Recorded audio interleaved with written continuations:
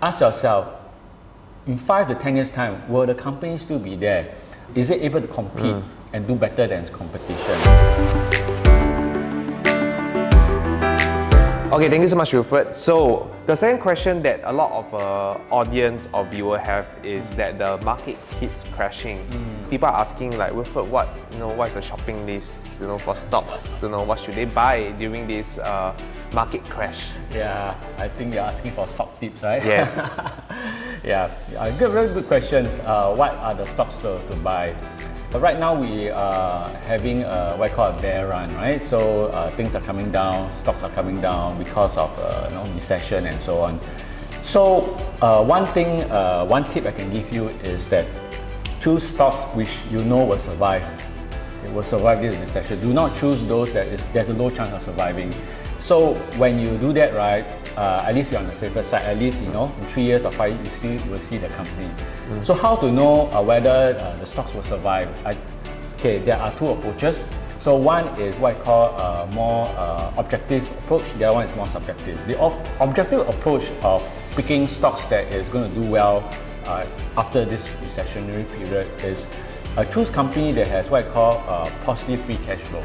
So positive free cash flow simply they are making money or they're having a cash flow after setting aside what I call capital expenditure. Capital expenditure means that they after spending money to buy equipment or upgrading their manufacturing plant, they still have some extra cash.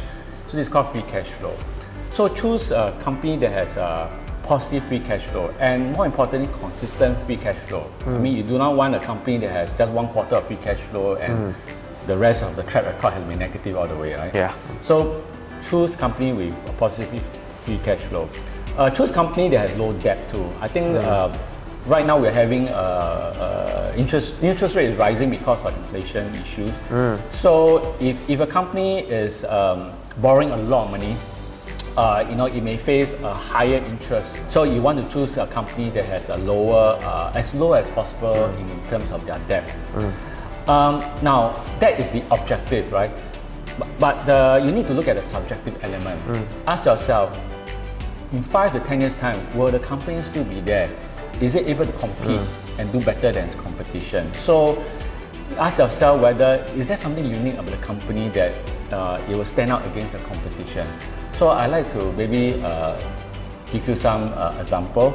Let's say Apple, right? So Apple, a lot of people like to buy Apple, although it's so expensive. I mean, in terms of the product, right? Yeah. The product itself is so expensive. And the reason why people like to buy Apple is because of the brand. Just as a lot of individuals, they like to buy handbags, luxurious handbag, although it's so overpriced.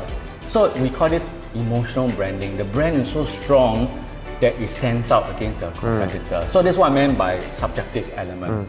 So in other words, we need to have two approaches: the objective, which is more on the fundamentals, and the subjective, which is whether is it able to stand out against its competition. Yep. Understand, that's awesome. So what stocks should we, if your customer asks, what will you reply them? So I think Apple is a good one. Good one. It has come down by a lot, but it might come down further. It's just a caution.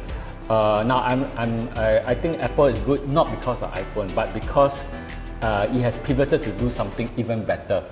Now, if you are my client, I will let you know why. Okay. So we have to sign up to learn more about this. Anyone who wish to contact me, you can either come to my website, which is ifa.sg,